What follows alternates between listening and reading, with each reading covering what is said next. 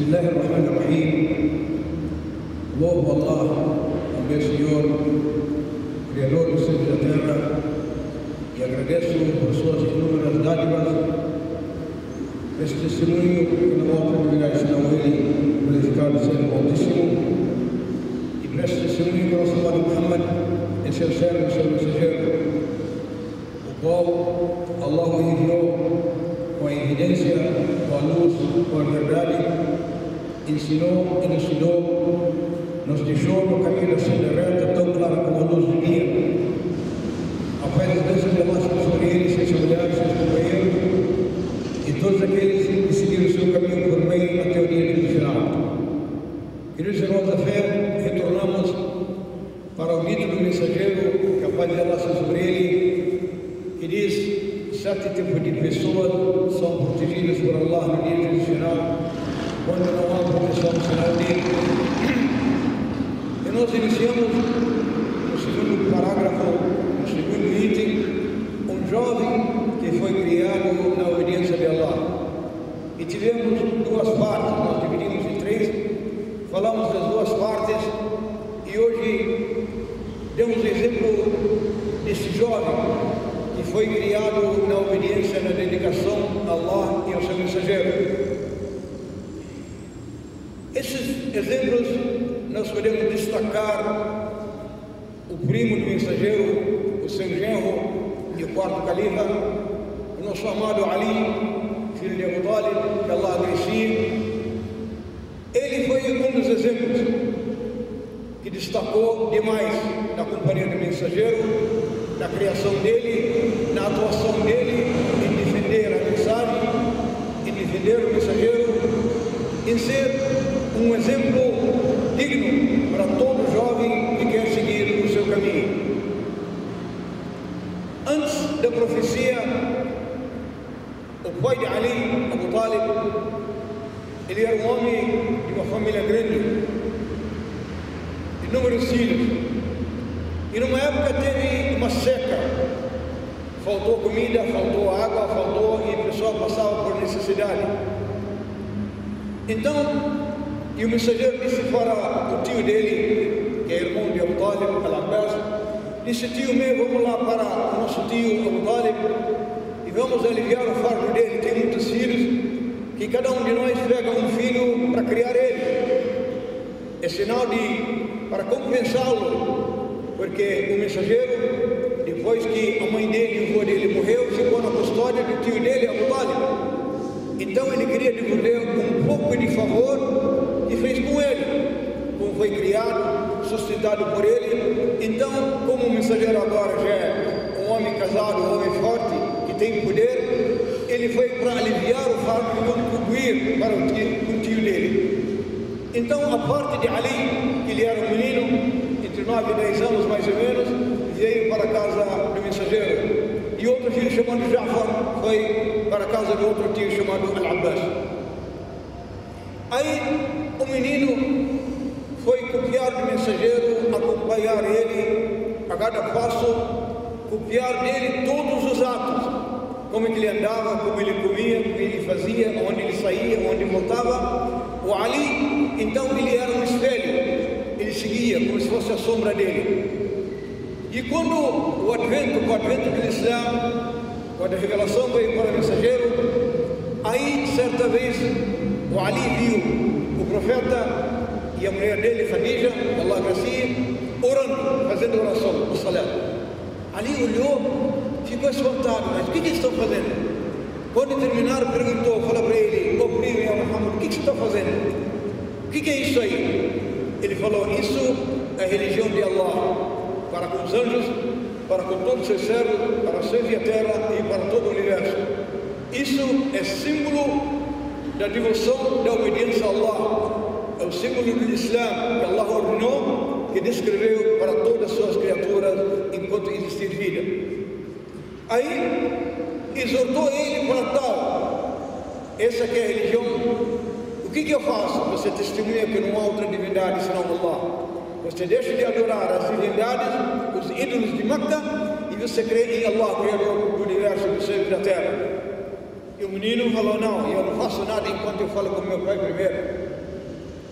E ele dormiu pensando naquilo lá. Mas ao amanhecer, Allah abriu, confortou o coração dele, soprou o sopro divino, o sopro da fé e da luz, e o menino acordou já confiante, já iluminado, voltou e disse para ele: "Ya Muhammad, o que eu preciso fazer para tornar-me muslim?" Ele disse: "Você testemunha que não há outra divindade senão Allah, que eu sou mensageiro de Allah." Ele falou: "Eu testemunho que não há outra divindade senão Allah, glorificado seja, e tu é o mensageiro de Allah. O Islam, a minha doutrina e a minha religião."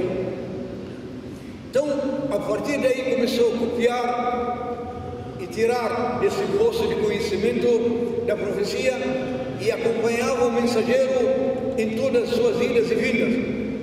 Eles acostumavam sair fora de Meca para o interior, para fora, longe das pessoas, e eles oravam, e ele orava com eles.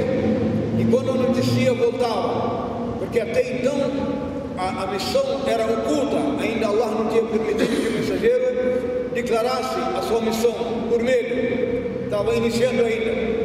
E isso foi até, depois de 13 anos de permanência em Meca, exortando e saindo fora de Meca para todas as tribos em volta de Meca, para exortar todos para a religião de Allah. Fez de tudo até que Allah, quando permitiu que eles viajassem, emigrassem, onde as primeiras 2 migrações dos companheiros foi para a Etiópia, e a última migração foi para Medina, ao norte, a cerca de 450 quilômetros mais ou menos. Isso significa que o Ali, ele tinha cerca de 22, 23 anos.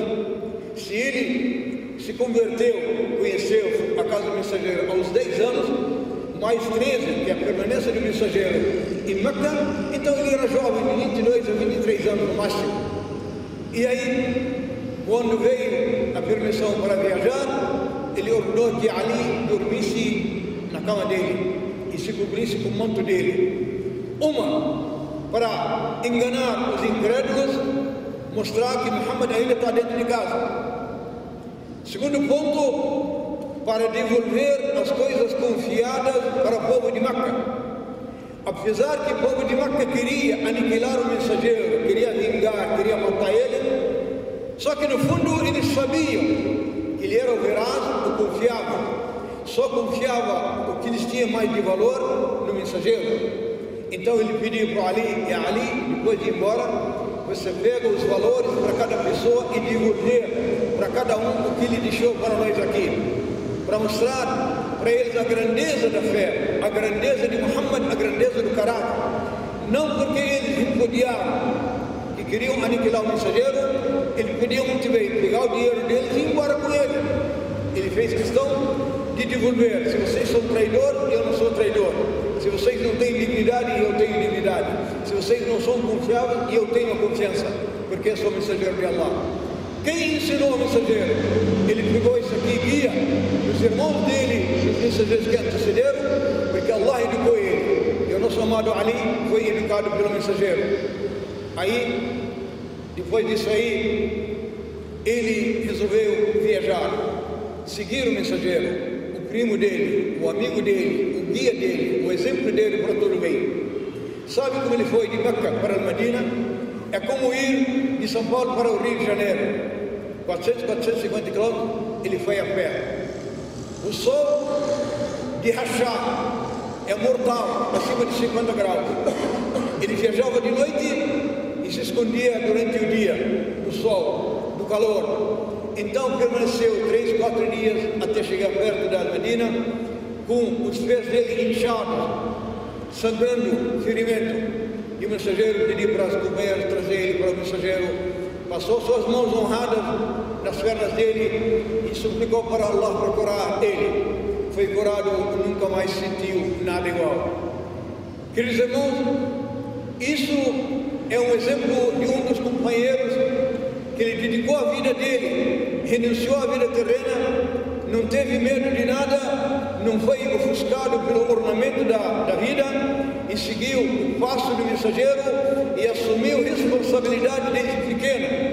Então foi um herói, foi o mais bravo dos bravos. Ele foi mencionado no livro sagrado em muitas passagens. Allah atribui a ele a generosidade, a dignidade, a honradez, sabe, em muitos pontos no livro sagrado. Isso é o exemplo que nós devemos dar para nossos filhos, nossas crianças, nossos jovens, meninas e meninos, como devemos educá-los, como devem crescer. Cada um deles tem que ter um ídolo para se guiar, para se espelhar-se nele. Hoje os jovens se espelham porque, olha, o meu ídolo é o tal cantor, o meu ídolo é o tal artista, o meu ídolo é o tal herói, o meu ídolo é o tal lutador. Péssima espelhar nisso aí, porque não há valor nenhum se espelhar numa pessoa que não tem religião, não tem dignidade, não tem valor algum. Você tem que se espelhar em pessoas dignas, em pessoas amadas, pessoas que semearam o bem nessa vida e são pessoas bem-aventuradas e agraciadas por Allah. Então, cada um de nós que se preza, sabe, que precaver contra esse desvio de caráter. Hoje, com isso que acontece por aqui, e hoje, olha, felizmente, a gente ouve dos próprios moradores, dos próprios governantes, alguns deles, não muitos. Ontem, ou antes de ontem, eu li no jornal que o governador do Rio Grande do Sul, Tarso Genro, ele sugeriu e disse: mais de 80% da programação da TV tem que ser eliminada. Ela não vale, não presta para ninguém, exemplo para ninguém, nem para uma criança, nem para jovem, nem para uma família. Toda ela é imoral, tem que ser eliminada e trocada. Então estão tomando consciência, porque a imundície, infelizmente, está sendo espalhada por nosso meio social e os nossos jovens estão perdidos entre músicas, sabe, perdidas, músicas, sabe, ordinárias, baixas, que não servem para nada, como quando aqueles técnicos que entendem de música falam: a música de hoje não é música de entreter, de alimentar a alma, mas sim música de fazer filho. Significa prostituição, exorta para a baixaria, para a decadência. Então, o que é? O que nós devemos fazer? Nós devemos precaver e ler, e recitar, e ensinar nossos filhos o caminho da virtude, o caminho da dignidade e da grandeza, onde nós podemos crescer na virtude, na dignidade, e onde nós ganhamos a bênção de Allah e sermos exemplo de defender a religião de Allah e defender tudo que é de bom, e voltamos agraciados para Allah no dia do final. Que Allah compense vocês, proteja vocês de todo mal e proteja e eduque seus filhos para o caminho do bem. Amém.